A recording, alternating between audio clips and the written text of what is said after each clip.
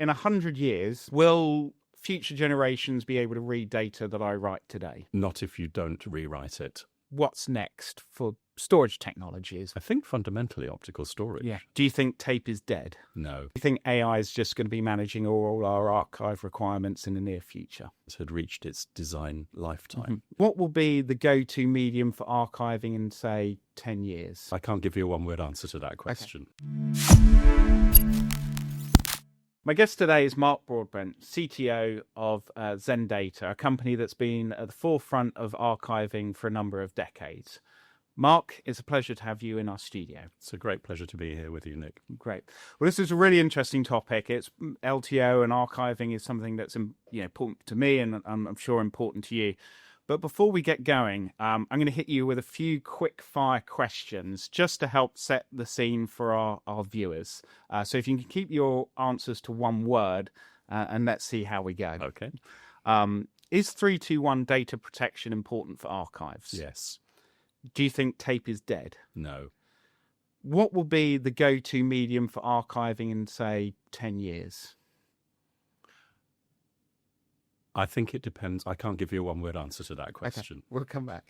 How about another one? In 100 years, will future generations be able to read data that I write today? Not if you don't rewrite it in some way. And thinking about AI, do you think AI is just going to be managing all our archive requirements in the near future? Not on its own. Not yet. Brilliant. So we're going to come back to these questions during the topic of our conversation. So I think, but before we kick off, Mark, could you just tell us a little bit about yourself and your journey at XenData, Sure. just to give our listeners an overview? Well, I can give you kind of my whole journey, if you like. No, absolutely. Professionally, at least. So I've been working in the data storage industry since the late 1990s. Mm-hmm. And I met Phil Story, who's my co-founder of XenData, in the late 90s at a company called Plasmon, which no longer exists. So Phil and I have worked together in that company and then in a German company, and then we decided we would start XenData in 2001. It was actually the 11th of September 2001 was the day that we decided we were going to do the business. And so we were sat in my kitchen at home talking about business plans and so on, as the world mayhem changing. was going on elsewhere. And it was actually quite a good time to start a business because we had nothing to sell and nobody was buying anything. Yeah. So it was a perfect match. So we developed the first version of the product over about a year, started showing it at international trade shows, started making sales almost immediately, and the company has kind of grown steadily ever since. Brilliant. And in terms of the technologies that you use to archive or allow your customers to use to archive, what are they? We started with tape, and specifically with worm tape made by Sony in those days, little AIT tapes, which were 50 gigabytes, pretty slow, a bit weedy by today's standards. But we started with that technology because we'd been selling worm technology with Plasmon, and there are legislative requirements in some cases where you have to use a write-once technology, and we thought we could supplant optical discs with tape using the Sony worm tape. And we were used to selling into like banking applications and email archiving applications and things like that. But then we discovered media and entertainment. We went to the IBC show in Amsterdam and just went around and talked to people and thought, here is our niche, here is our opportunity. And so really since, I don't remember what the year that was, but 2002, 2003, something like that, we've been focusing on media and entertainment and related things. So we have quite a lot of installations in Houses of Parliament in various countries, for example, or in big corporate video production facilities. We could, if you were doing this on a grand scale, we would be archiving this data. Well, you never know. Small I'd be happy to work with you. icons and oak trees and all those kind of things. So I think where I'd like to start talking to you now is about how to build an archive, the kind of strategies behind archiving. And maybe first we start with, what does digital archiving mean in the world today? And, is it the same as it was 10 years ago or 5 years ago? I think we have our own definition of what archiving means. We tend to talk about active archives. Mm-hmm. So, sorry. So if you think about there's long-term archive where you just want to keep a copy of the data because it's your intellectual property, sure. and you it's the value of the business, and you need to keep it. But we're kind of more focused on active archives, which is where you're reusing the content, and so you're accessing the data, and that's kind of where we focus. Yeah, and I guess that's the differentiation between kind of pre-digital or older digital archives is that one copy compliance for legal or medical or things like that versus media and entertainment, where really the media is always kind of churning in that respect. Yes.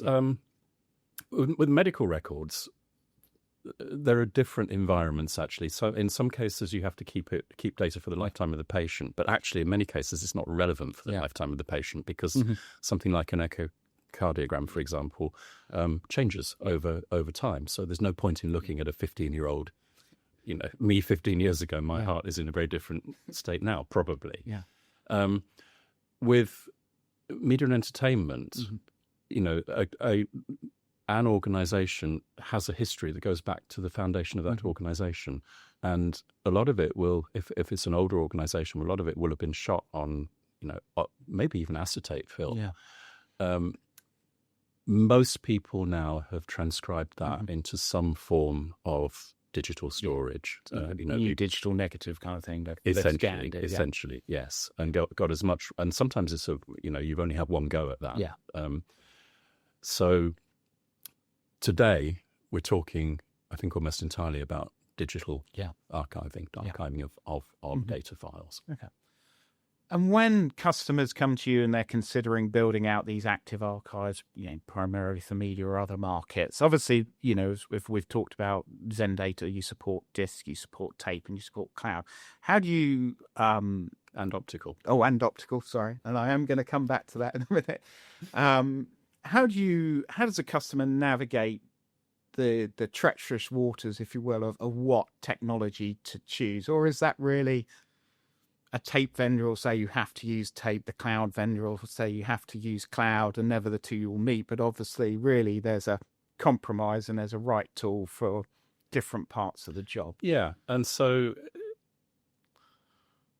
if you've got if I've got an archive of my diving videos, for example, I've got a few terabytes of data. I wouldn't personally use tape storage. I do because I can, because it doesn't really cost me anything. But if I was paying for it, I wouldn't use tape storage for archiving a few terabytes of data, because there are far more effective solutions. If you go to the other end of the scale, if you look at somebody who's got multi-petabytes, and there are plenty of organizations that have tens or hundreds of petabytes or more, you're probably not going to use standard tier S3, for example, because it would just be extraordinarily expensive. And so the volume of data that you've got plays a very large part in it. Yep. You talked about 321 earlier. And actually so having a copy on-prem on tape and another copy in an offline storage tier in the cloud actually meets that requirement of, two copies, but in two different places and on two different storage media. And that really actually is really interesting, is where I wanted to go, is obviously 5 or 6 years ago, everything was about 321. Everything is now about 3210. Not quite as catchy, but as you said, it's 3 copies of your data, 2 different mediums, one in a different location. The extra one adds the fact that you've got to make it have a verified copy. It's pointless writing all this data if you're not verifying it or testing that you can retrieve it. And of course, one completely offline or air gapped. So do you see, I see that a lot of customers are, specifically when you come to ransomware, and we're going to talk about that a little bit later, but they've got to focus on protecting maybe their workstations and their maybe primary storage. But I'm not really sure the message gets down to the archive level or the longer term storage level. I don't know whether you've got any thoughts on that. I'm actually not quite sure what you're getting at. So I guess it's kind of two parts. One you've sort of already covered is that actually by putting data on-prem and in the cloud or somewhere else, or if you are on-prem, you're making two copies, you're putting tape sets sort of everywhere else. But, is that it's really a question of, I speak to some customers and they say, I've archived the data. And I say, oh, great, well, where is it? And they go, I've got a copy on tape and it's in a box somewhere. Yeah. Okay. And it's like, well, that's not, yes, it might be archived, but it's not protected in any way because your only copy is on a tape. So do you see customers, I guess, that you deal with falling into that trap? Yeah. Or... There are all sorts of nuances in there, actually. So absolutely knowing where your data is, so knowing which tape has this particular file is, or which cloud storage location has this particular file is paramount because if anything happens, then you need to know exactly what has happened. When we keep multiple copies, our tape copies are exact replicas. Right. So you've got ones, and I think that's important as well. Yeah. So if you're contrasting, for example, backup with archive, backup typically won't do that. Yes. Even if you make two backups, you end up with different data on different tapes, and it then becomes administratively really difficult if you have to figure out where that file is because you want to retrieve it for some reason. So I think a crucial part of archive is knowing where the data is. Yeah, absolutely. And as you raise a valid point, there's a lot of general misconception in the market or misunderstanding in the market between backup and archive. They're often referred to as the different sides of the same coin, but they are fundamentally different. If you got, could you give our listeners or viewers just a quick overview of how they differ? Sure. I mean, I think we've covered a fair amount of that, but backup really is about keeping copies of your working data.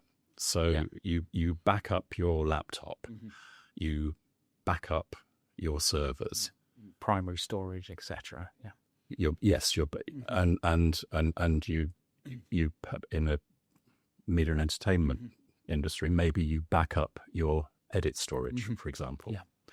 But that's a sort of that's for recovery in case of a failure of some kind. I mean, it might be recovery from ransomware, or it might be recovery from a hardware failure. But it's a short-term strategy. And backup, you will typically, if you're backing up to tape, for example, you will typically reuse those tapes. Archive is about a long-term strategy. It's about keeping your data forever and knowing where it is. So I guess offering advice to someone that's looking to build an archive, I guess, what are the common pitfalls? As I said, one of my kind of common pitfalls is people, making one copy, think it's an archive, think it's data protected. But what are the kind of other, pitfalls or blind alleys that customers might go down that, might cause them sort of problems later down the line? I think you have to look at archive as being a part of your whole overall workflow. So particularly in the case of something like, as we say, active archives, if you are going to be reusing your content, how are you going to reuse it? How are you going to get it from the archive to the edit storage that you're using, or to a playout server or whatever it is? And so typically an archive is part of a bigger infrastructure. And So there'll be a media asset manager of some kind at the heart of it. And I think picking vendors that can work together and picking a system integrator that can put a whole system together for you is probably very important. Yeah. I don't know whether you see this as well, but I kind of increasingly see that customers are treating their active archives as more nearline storage. They might, in the case of XenData, your system, without going into too much detail, it can hold as much data as you want on a disk cache in front of a tape library or in front of a cloud service. But in my experience, customers are sometimes deploying these kind of LTO archive solutions are really using them as nearline. Is that kind of an experience that you find? Yeah, they do. We had an instance quite a few years ago, actually, where it was a Sony AIT tape, and it said it had reached its design lifetime in a tape alert message, and that was 2,000 cartridge loads, and we said, "Why has that happened?" And it turned out that they were playing out adverts from tape, directly from tape. So, thinking about how you want to use the system, the overall design of the system is always good. Yeah, we've talked a lot about tape, and as I said at the start, I'm a real big advocate for tape. Even though the company I work for, Symply, we do cloud, we do disk and things. But I spoke to one guy at IBM, and he said it's a bit of a secret society. Everybody kind of uses it, really. Whether they access cloud storage or their financial records, everything ultimately ends up on a LTO tape somewhere. Even if you don't know you're using it, you kind of are. But what and LTO is really the cornerstone of a lot of archives. What do you think that keeps that kind of relevant in 2025? What is it about tape that makes it so suitable? The really big thing about tape is that it's inexpensive. Yeah. So as data volumes increase, and as camera resolutions increase, as broadcast standards increase in resolution, we're just in a data explosion, and the amount of data is exponentially increasing.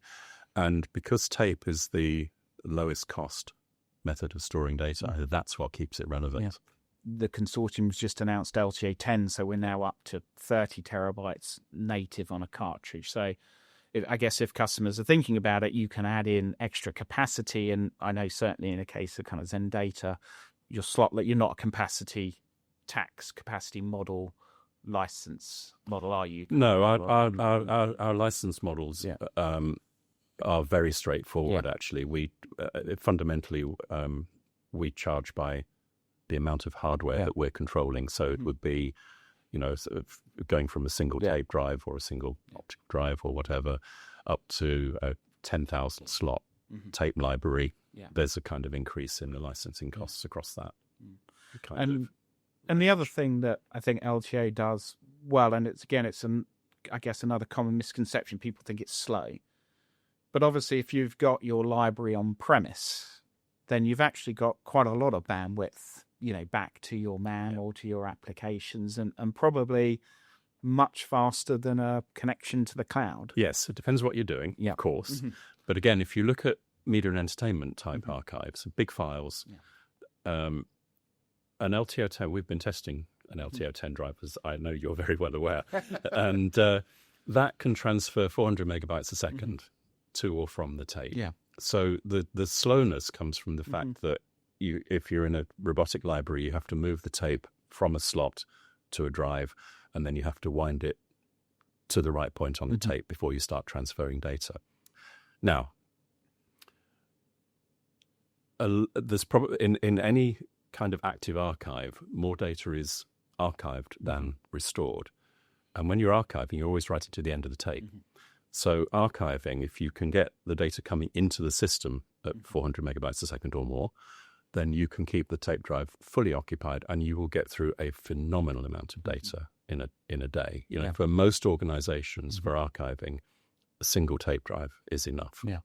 It's exceptional to need more than that. So the amount of hardware that you need really is dominated by the number of restores that you're doing, and that's one of the things where you want to get the scaling right. Yeah. Just so you need to know how you're going to use the system. That goes back to the kind of planning of implementation is balanced to kind of data written out to what you expect to kind of read. Yeah. The other big advantage of LTO is not only maybe the cost of the drive and the media per terabyte, is, the reduction in the cost of energy. Obviously, if you've got this big library, or even a small library, you can have, and then I guess here's a question. Do you find, I guess it's mainly broadcasters that have the larger libraries and keep the content in the library, whereas maybe more post-production, production, they might have a smaller library and manage more cartridges out of it? Yes, we are just about to launch a product range which is based on an 8-slot medium changer autoloader. We prefer that to a standalone tape drive because it can automatically manage replication. So you need to have 2 tapes available to do replication. But you can use that, and we have customers that have very small libraries and many petabytes of data stored on a shelf, and that again is about knowing where the data is, where the file is. So you want to retrieve a particular file. Well, the tape will have a barcode label on it, which is machine readable, but also human readable. And so, you want to retrieve a particular file. You will get a message through our event notification system that says, put this tape with this barcode label back into the library or back into a standalone drive. And then you can retrieve the data. And you end up with a very low cost archive. Yeah. And I guess that's where, a larger on-prem archive, if you're looking at maybe like a disk on-premise object store versus a tape library, I guess, if you needed that instant access to the data, maybe you only need a couple of hundred maybe if your archive runs into petabytes, you could have this mix of kind of an on-prem kind of object storage system that connects into your archive. Absolutely. So, Or you can make the archive into the on-prem object storage system. Mm-hmm. You can put an S3 interface onto the front of one of our archives, and then it effectively becomes an object storage system. Just add more disk, and that's your. Yeah. So if you maybe talking about sports teams, they could keep a simplistic explanation. You keep a season on, last season stays on disk, but it's also on tape. But it provides that instant access if customers need it. Yeah. And in terms of the technology of writing to LTO. Obviously, with LTO5, the linear tape file system LTFS came. Was born out of the consortium, and that had the ability to make tapes interchangeable. But before that, it's probably incorrect to say they were proprietary because they were written in, tar and PAX formats and such, which were kind of open formats. But I guess the difference is they're not self-describing in the same way as an LTFS. Well, they are self-describing. PAX or tar is self-describing, but you have to read the whole tape to see what's on the tape. The real benefit that LTFS brings is that there is an index at the front of the tape, which is updated every time you add a file. So I don't know how many technical details you want me to go into, but they use something called partitioning, which means that you can divide the tape into essentially multiple sub-tapes, if you like. With LTFS, you have 2 partitions. One of them is used to store the index, and the other one is used to store the data. And so when you put an LTFS tape into a drive, you go to the index partition, you read the index, and you've got the contents of the tape just kind of immediately available. So what, looking at your customers at the moment, new customers, are they tending to go with LTFS archives predominantly? Or? Almost everyone goes with LTFS. There are edge cases where you might not want to. If you've got a very large number of small files, the LTFS index overhead becomes a problem. But that's probably the only really significant case where LTFS wouldn't be appropriate. Yeah. And just wrapping up this sort of thing on LTO and how it's implemented, I guess, certain cloud providers that provide hot cloud storage, and there are a number of them, including Symply, tend to make a big fuss about migration. The fact that you've got to migrate So I think a lot of that is fear, uncertainty, and doubt from a sales and marketing point of view. But, it would be just interesting to get your thoughts on migration. That could be a whole topic in itself in a podcast. But just, as a general overview, the XenData file system that has strategies to help with it. Yeah. So is it all the pain and anxiety that, people make it out to be? Or when I'm going to answer that in two different ways. When we were working for Plasmon, we were selling optical discs, and we were saying these have a lifetime of 50 years. And we could kind of prove that they had a lifetime of 50 years because you do accelerated aging with, and you do something called Arrhenius testing and so on, and you say, yes, the data will be there 50 years later. Well, the data is still there right now. Yeah. But what are you going to read it with? Yeah. So, and I think that is the problem with every type of digital storage. There are possibly some exceptions, but how many digital products can you buy today that are still at version 1 when they've been for sale for 5 years, let alone 50? Yeah. So I think migration is a necessary evil. It also brings benefits because if you migrate from LTO5 to LTO10, you end up with a much smaller physical footprint amount of space used. You're probably going to have to refresh the hardware anyway, because again, there are tape drives working that are 50 years old, but it's quite expensive to keep them working. So the key is to make it easy to do. So you build tools in, and our product has tools built in that just make a migration easy. Yeah. You've stolen a lot of my thunder from sort of questions later on, but we will come back to migration as a topic kind of towards the end, or really the relevance of, if I've written data now, can I read it in 100 years' time? Yeah. But that's really interesting. We're going to pick that up. Security and compliance, I feel, is something that is really important to data protection in general. Yeah.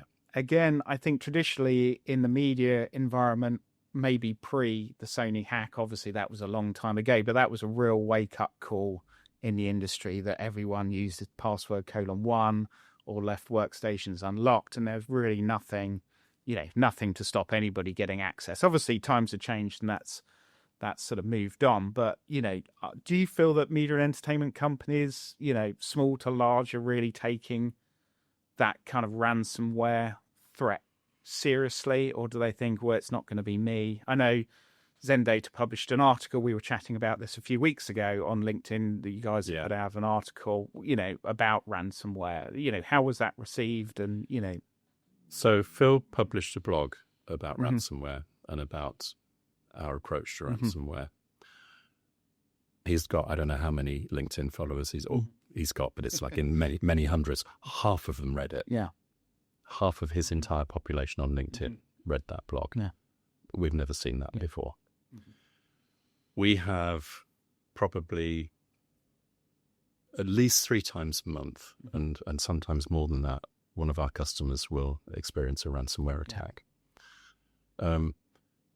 Typically, with tape, it has all the advantages of air gap and so on, especially if you have an off-site copy, which is, remotely, completely inaccessible. You've got the data. Typically what happens in a ransomware attack, and as I said, we've seen a lot, is that the file is copied and encrypted, and then the original file is deleted. That's what ransomware does. With a tape, you can't delete a file. I mean, you can delete the whole tape. You can't delete an individual file on a tape. So what happens with a tape is that a new version of the file gets written to the end of the tape or to a new tape. Yeah. Our file system has always had version control built into it. So you, in File Explorer on Windows, you right-click on the file and you get the complete version history of the file. And so what we do when our customers suffer a ransomware attack is we just roll back time. Yeah. And our support people have developed strategies for doing that are very effective. Yeah. So normally, and as I said, especially if it's an offline copy, we can recover the archive very quickly. That doesn't mean the customer recovers quickly because their whole infrastructure has been compromised. Yeah. Typically, it's throwing out servers and at least throwing out disks and SSDs and a complete rebuild for them to be up and running. But interesting to know that, at least from maybe as we talked about at the beginning, the business critical information, their lifeblood, if it's media company, the content they own is ultimately secure on tape. Obviously, we've been talking about the natural resilience of tape to ransomware and malware, obviously that offline copy. But do you think in this kind of more modern era, again, maybe going back to the, cloud naysayers about tape, you hear this, media where, LTOs where media goes to die and these kind of things that you see on LinkedIn. Do you think sometimes that kind of air gapping, these companies promise immutable storage, which is effectively worm in the cloud and things. Do you think, tape is sometimes being overlooked for these kind of always on archives, and do people fully understand that they can still be locked out of their cloud account? If you're hit by a ransomware attack, everything's up for grabs, really.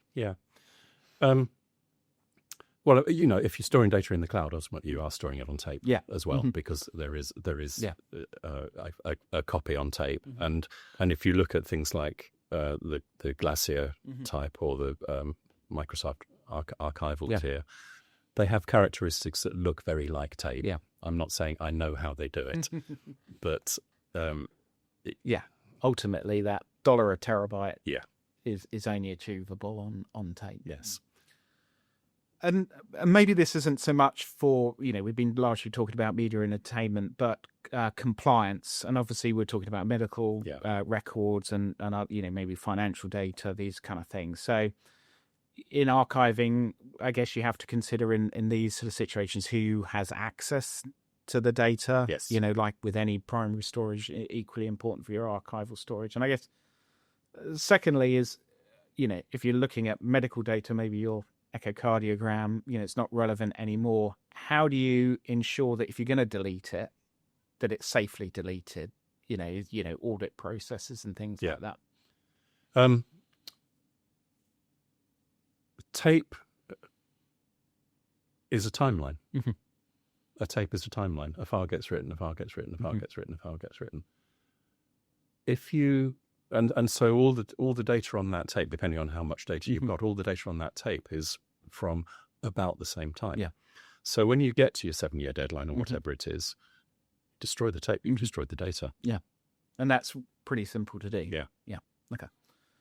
I know there are companies out there that do it. You can either sort of shred it or hit it with a big magnetic charge, and it kind of disperses the servo tracks. Essentially and an EMP. EMP for tape. So I know they do it for hard drives and such. So, Well, I think we're doing really well, covered a lot of topics. But one thing that I've started to see more in the news, storage news at the moment, is what's next for storage technologies, what's next for specifically archiving. As we've talked about, all the data in the cloud, whether it's probably on Facebook or Google, wherever it sits, AWS, they're securing the data on some sort of cold storage tier, and that cold storage tier, as you would know, is just ballooning.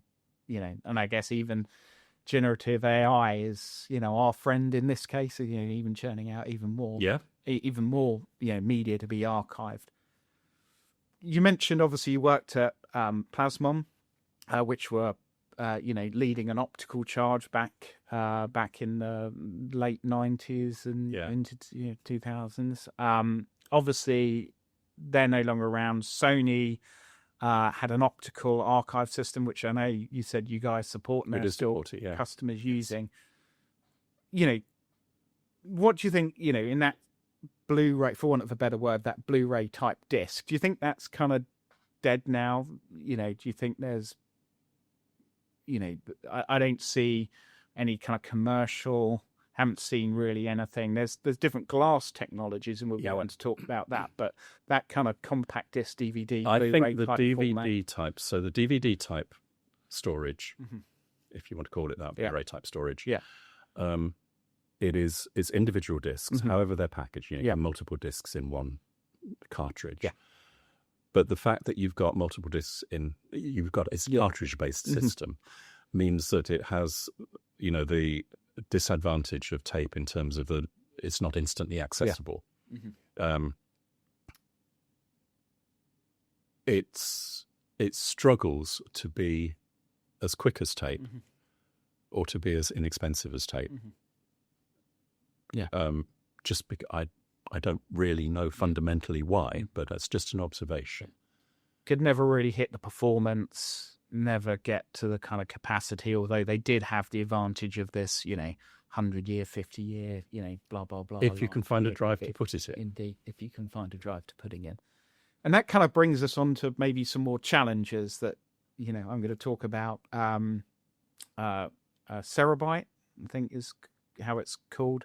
And that's a glass system with like a ceramic nano layer, and they use kind of electron beams, or don't understand the technology, but they've got some big investment. Western Digital have come into investing in them. Obviously they've got money to spend on these kind of projects, and they're talking about a go-to commercial product in a few years' time.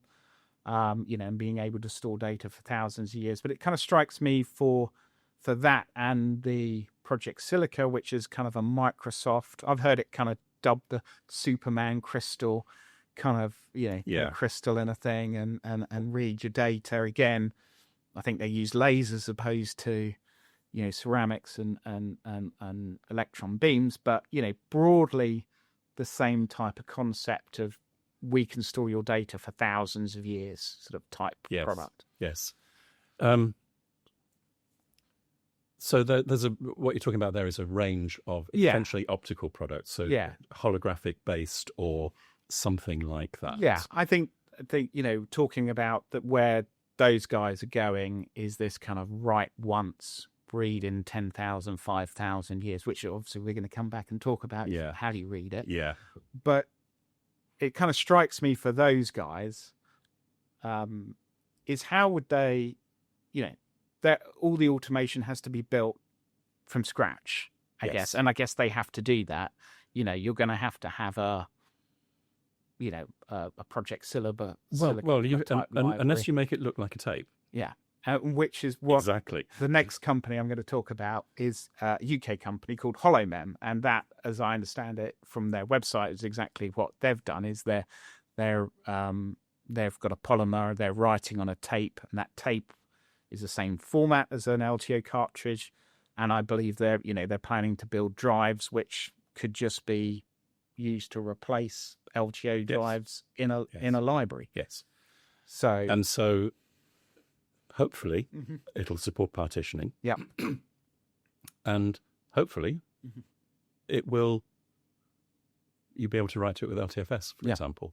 I see no reason why not. Yeah. And, when that product becomes commercially available, we will support it if we can. And I expect to be able to. Yeah. So that's one way of doing it. But the broader, holographic storage has been around for a long time. I did some work with a university group in Germany on holographic storage. They had a product that could store a gigabyte in a cubic centimeter or something like that, and it did work. Yeah. And we were thinking about commercializing it, and didn't in the end because we felt that it wasn't, the capacity wasn't there really. It was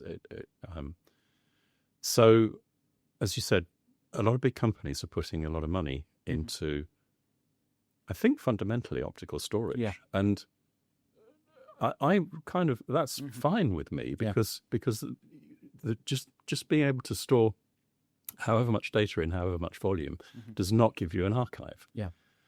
So that's going to need something around it to control maybe moving individual disks or whatever it is, and to make it interface to the rest of the system so that which of this silicate disks has got your file on it. All back to where's my data, where's my file, Exactly. whether it's written on X, Y, or Z. So any and all of those technologies, as far as I'm concerned, has the potential to be viable and has the potential to be used in an archive and should fit in fairly seamlessly into one of our systems.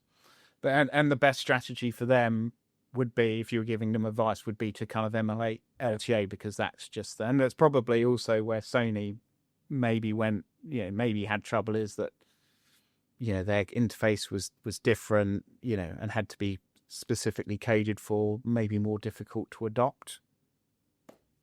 Or no comment. I can't, I did it. Yeah. We did it. Sony used a ISO 13346 format, which is a standard for optical discs. I sat on the standardization committee for that format, so I was quite well positioned to be able to support it. But I guess one thing, and I hate to keep going back to tape, but as you probably guessed, I don't. Pet passion of mine. We can't forget tape, as is going to still be around with us. I mean, I think 3 or 4 years ago, Fujifilm and IBM have already put 0.5 petabyte on a tape with strontium ferrite, and that's the kind of roadmap for LTO 14, which is, I guess, late 2030s, early 2040s. So it's not an inconsiderable amount of tape density, really. Yeah, and a few years ago, I started to worry that tape would lose its relevance because it would be easy to store all the data in the world on disks, for example. Why did I worry? Yeah. Yes, it takes clever technology. Obviously, Seagate have got their Hammer, their heat-assisted recording medium out there, but it's taken them some time to do it. The disks are finally going to be hitting sort of channel. I know they've been supplying them to kind of the hyperscale environments, but they're finally going to be coming through to you and me, as it were. Yeah, and there's SMR for discs as well, which helps, but has its own challenges. Yes, it does indeed. So, but and this is kind of again probably another whole podcast is aerial density on disc platters versus tapes, and kind of it is a whole podcast. But the thing is that all of that research that goes into discs is going into magnetic storage. And what's tape? Magnetic storage. So just briefly before we leave this this topic of future archiving, of course, one thing that I did admit, but it is a bit way out there, although it is being investigated, is molecular storage DNA, and I guess a couple of grams of DNA can store just truly immense amounts of data.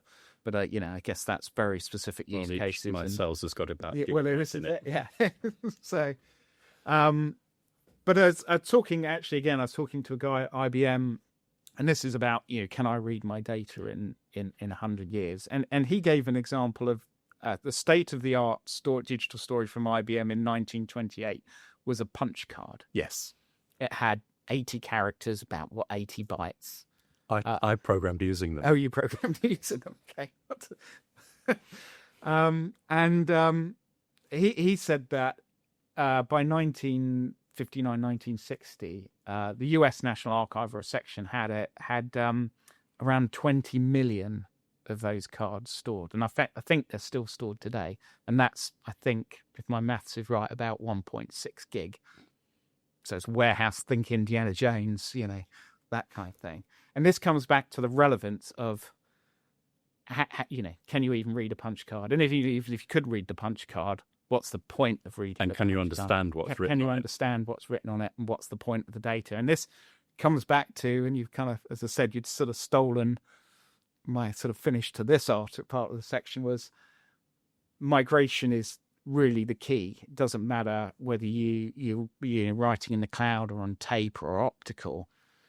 Operating systems change, interface changes, processes change. Just think where technology has moved from 1928 to here to 2025.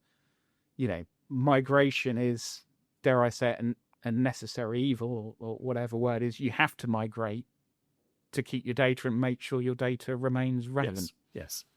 Yeah.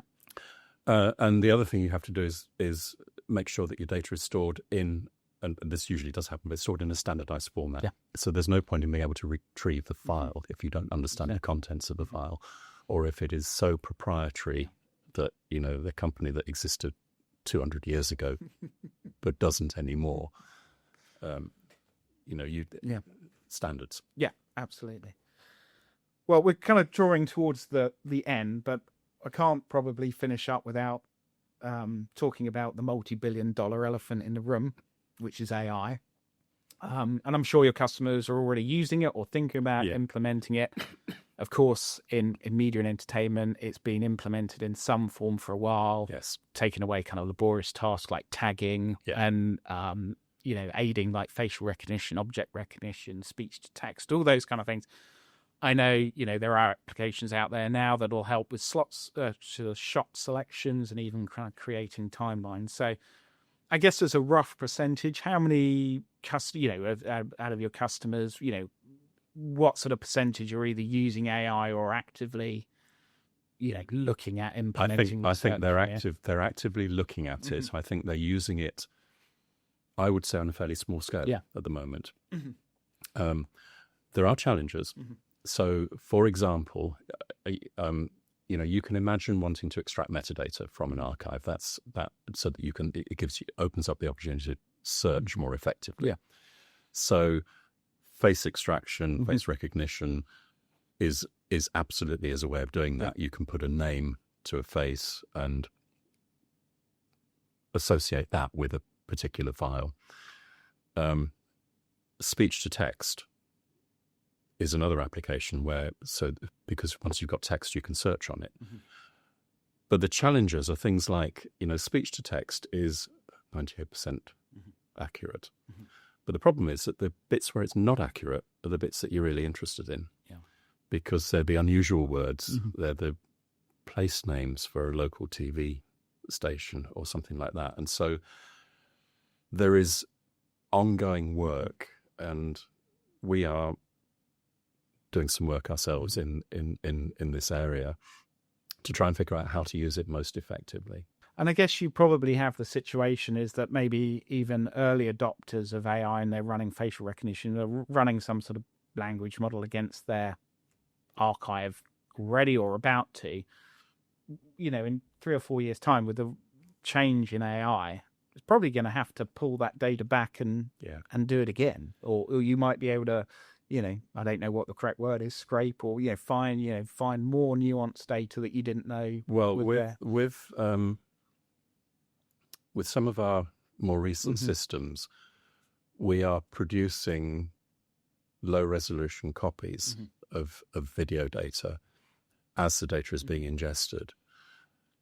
The idea of that is that you can store that on a more accessible storage tier. So if you produce a 2% proxy, for example, you can probably store that on hot storage of some sort. And then when you need to go back and reprocess it, you can reprocess the low resolution proxy, which is probably good enough to extract a face or to extract the speech. So that's AI in terms of what maybe the sharp end of the production or content sort of market. What do you think AI could do for playing a smarter role in actually archiving or retrieval? Maybe deciding what gets archived, where it gets archived to. Yeah. Dare I say it, what gets deleted? I prefer you didn't say that. And what systems need to be put in place to make, an operator trust that the AI is making those kind of right decisions on media? AI accountability is a really hot topic, basically, and delusions and wanting to please and all of this kind of thing. In terms of the trust thing, again, I think that is an active area of research, not something that we're involved with, but being able to make an AI account for what it's saying and what its sources are. In terms of using it for some of those other things, if I many years ago sponsored somebody to do a PhD in the Plasmon days on retrieval patterns and whether you could look at the pattern of accesses to data and figure out what was going to come next. Now that person called Dean still works for me today. Back then we couldn't do that. We couldn't find any obvious way to do it. Fundamentally what AI is doing is pattern matching. And so with the power that we've got now, maybe you can do that, and maybe there's a point to doing that. I'm not sure that anyone's working on that, but it may be possible to do something like that, and possibly to tell you to answer the storage tier question. So this is the sort of thing that we look at quite frequently. So we'll keep it hot, and that just looks like nobody's interested, but we'll keep it anyway. We'll keep it very cold. A very interesting area. Because there's a lot of software applications out there that will analyze a file system and say we haven't touched this and that, this and that. So is it a great leap for AI to some sort of algorithm to learn your patterns and then say, well, Mark doesn't need his diving videos. He hasn't watched those for 10 years, 5 Except years. This one that he really likes. Really likes when the shark was right there. It's just something that's interesting. AI seems to be creeping into everything. Is it just a matter of time before it starts taking? And I know I was being a bit jovial with deleting. I don't think anyone would trust it to delete, but in doing that kind of again, it's just a laborious task of someone to kind of hunt round and see what to archive. Fundamentally, if you're managing a multi-tier storage system, because that's what we're doing, you need an algorithm that decides what tier something should be on. And again, our more recent systems do look at access patterns and know that you've read this file 4 times in the last. We haven't released a product that actually uses this yet, but they do know that you've accessed this file 4 times in the last month. And of course, they know how big the file is, and so you can invent an algorithm that sort of multiplies the size of the file and divides it by how long it is since you last looked at it, or whatever, and gives you a ranking for every file in the system. And you can certainly invent more and more sophisticated algorithms for doing that. And pattern matching is certainly a part of that. So from a technology perspective, it sounds like, that's where we'll be going. So IBC 2026. So we come to the end of our time. So just wanted to wrap up with a few final thoughts, I guess, if you will. And probably the first one I'd like to go with is your customers or in the market. What do you think the biggest misconceptions are about digital archiving? I think the biggest mistake that some of our customers make is not quite answering your question. That's fun. Is that they don't use replication. And that means that if you damage a tape for whatever reason, you've lost access to that data. And we have customers to whom that happens. And they only lose one tape. It's not as if they lose the whole archive. But we have customers that happens to. And you ask them where the other copy is, and they say, no, we don't keep another copy. And really, that's the beauty of LTO. Whatever, $70-$80 or whatever it is for an LTA 9 tape. I mean, really, that's what the value you're putting on your data. And and it kind of comes back to the, I think that's the common misconception that I come across is I've archived it, it's data protected, even though I've kind of got one copy. And I guess, and you can drop a tape. We've seen that happen. Somebody drops a tape and it ends up spread all over the server room. If not that you should take apart tapes, but there's all sorts of springs and bits in them, and it's very difficult to put it back together. Because I've tried. I know we talked about trends in AI and trends in storage, but is there any particular trend in the market, that you're seeing that particularly excites you at the moment? It's like this, this is new and this is going to be the future, or? I think it's a very interesting thing is the adoption of cloud and exactly how cloud is being adopted and hybrid cloud and on-prem archives offer some real opportunities, and I think that's an area that's developing. Is that in case of proxies or lighter weight versions in the cloud for collaboration, or maybe as we're talking about AI tools to do their thing with and sort of syncing it back or exchanging metadata between... any kind of collaboration. Cloud is a fantastic use case. You can put a web server on the front again of one of our archives, and you then get the media portal. You get access to it, and you can provide that access to. So we are a cloud provider in that sense. But any kind of collaboration, cloud is extremely powerful. But it is also the off-site copy. Yeah. But cloud as a DR copy, if it's the only copy that you've got an on-prem copy on disk or something like that, and a cloud copy in an archive tier in Glacier or D Glacier, the retrieval costs are substantial. We were talking about this not so long ago. Yeah, if you need to retrieve a petabyte of data from the cloud, it's going to cost you. Yeah.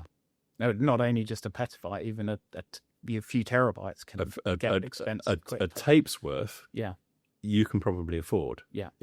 It might hurt, but you can afford it. Yeah. But 1,000 tapes worth is going to get rather expensive. And I think, without dwelling on, as we said, cloud is really good for collaboration. It could be conceived as an insurance policy. But I know, speaking to some other companies that we work with, they're saying people aren't just considering that maybe it's $1 or $2 a terabyte to store. But when they've got applications that are in this S3 connector, everything's connected, and those applications start looking at data that's in these cold archive tiers, that's S3 command calls which are billed, and your kind of $1 or $2 a terabyte suddenly starts creeping up to... Well, and again, Active Archives, we're about to publish a blog on this, actually. So I'll give you a sneak preview. $1 a terabyte on Glacier, Deep Glacier. If you're in the United States, that's what it costs. Yeah. If you're in London, it costs 50% more.